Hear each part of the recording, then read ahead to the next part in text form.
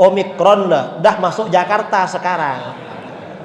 Sebentar lagi menjelang Lebaran tambah ramai Omikron. Entah seperti apa Omikron, kita gak tahu itu. Ya mudah-mudahan yang bilang-bilang Omikron itu ya entah gimana doanya kita ya. Bilang Omikron terus. Ya mudah-mudahan umat Islam dijaga oleh Allah. Amin. Dan mudah-mudahan yang mengganggu ibadah umat Islam dihancurkan oleh Allah. Amin. Al-Fatihah.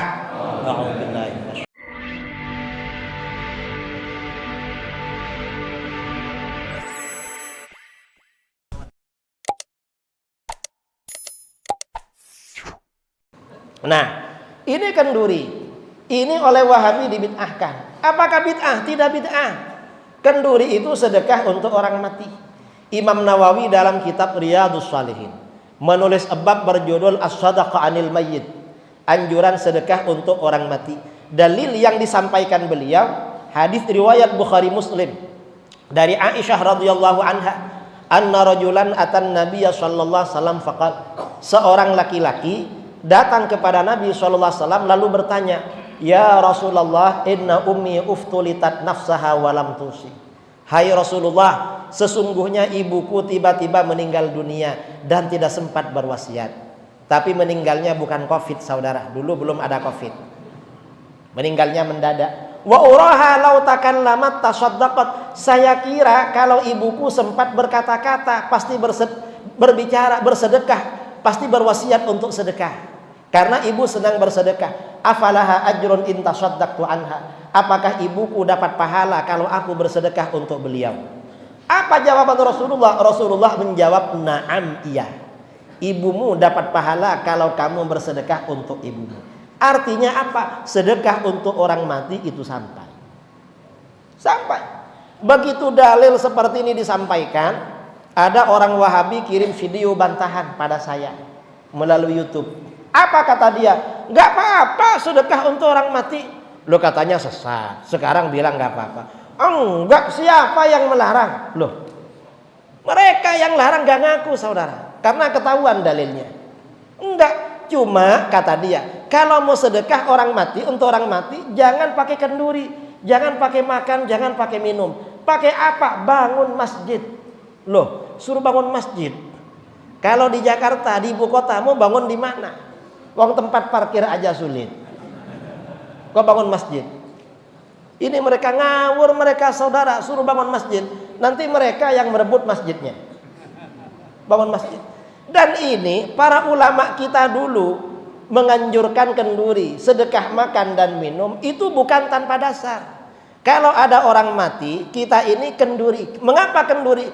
Karena di dalam kitab-kitab fikih, dalam kitab-kitabnya Syekh Nawawi Banten, dalam kitab-kitab guru-guru beliau, kitabnya Ibnu Hajar Al-Haytami, Syekhul Islam Zakaria Ansari, Al-Khatib Asy-Syirbini, semuanya mengatakan afdhalus shadaqah al-ma. Sedekah yang paling utama nomor satu, paling besar pahalanya adalah air. Tsumma ta'am, di bawahnya adalah makanan. Itu paling besar. Mengapa sedekah air ini paling besar? Karena ada sahabat Sa'ad bin Ubadah, ibunya meninggal dunia, bertanya kepada Rasulullah SAW, "Ya Rasulullah, ayyus sadaqati a'jabu ilaik." Hai Rasulullah, sedekah apa yang paling engkau senangi, paling besar pahalanya untuk ibu saya? Apa jawaban Rasulullah? Rasulullah menjawab, alma, air. Mengapa air? Air ini paling banyak dibutuhkan orang. Kita bangun tidur biasanya minum air, sambil kerja minum, habis makan minum, rokokan minum. Orang rokokan minum saudara. Hah? Gak rokokan? Ada yang rokokan? Ada, tadi malam panitia jumpai saya rokokan. Minum air sambil ceramah, minum air. Yang ada airnya silahkan diminum. Itu sedekah paling afdal. Dan sedekah air ini saudara, walaupun modalnya ringan, murah, jangan diremehkan. Mengapa? Kadang-kadang gara-gara sedekah air dosa besar diampuni oleh Allah. Dalam hadis riwayat Bukhari Muslim dari Abu Hurairah radhiyallahu an, Rasulullah sallallahu alaihi wasallam bersabda, "Bainama kalbun yutifu bi raqiyatin qad kada yaqtuluhul 'atash." Ketika ada seekor anjing mengelilingi sumur, anjing itu benar-benar hampir mati karena kehausan. Ada anjing hampir mati karena haus, mau melompat ke dalam sumur gak bisa, akhirnya ngelilingi sumur.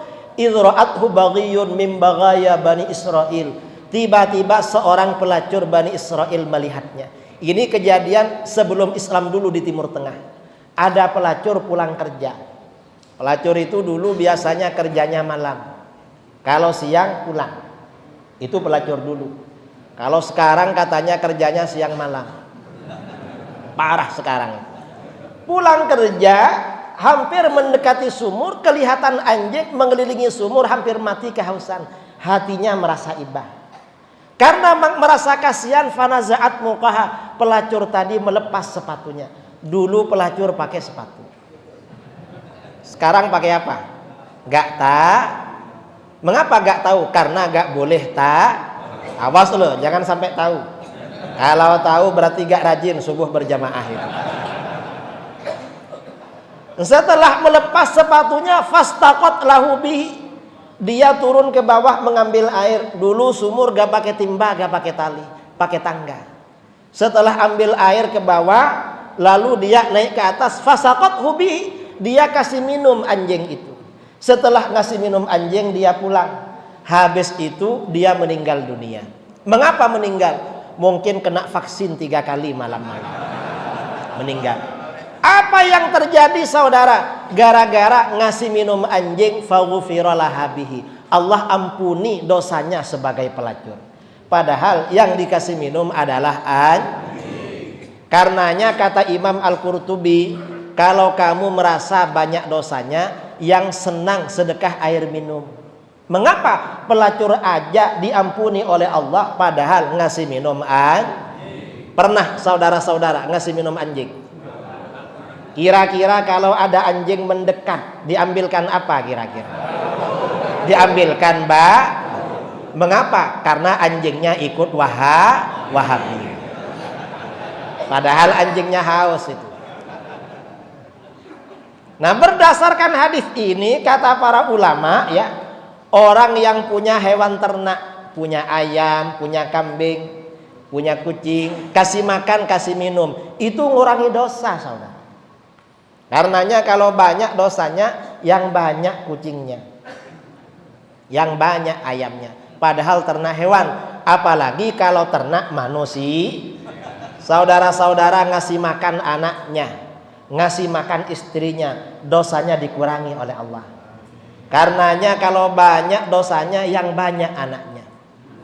Kalau masih banyak dosanya, tambah istrinya. Mengapa? Untuk mengurangi dosa. Istrinya protes, kamu kawin lagi, saya ini banyak dosa ma. Katanya kalau ngasih belanja mama, dosa awak dikurangi. Kalau cuma mama yang ngurangi, kapan habisnya? Omikron dah masuk Jakarta sekarang. Sebentar lagi menjelang lebaran tambah ramai Omikron. Entah seperti apa Omikron, kita gak tahu itu. Ya mudah-mudahan yang bilang-bilang Omikron itu ya entah gimana doanya kita ya. Bilang Omikron terus. Ya mudah-mudahan umat Islam dijaga oleh Allah.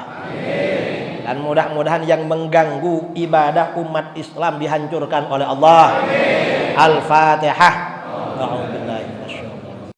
أحمد يا حبيبي أحمد يا حبيبي أحمد يا حبيبي سلام عليك.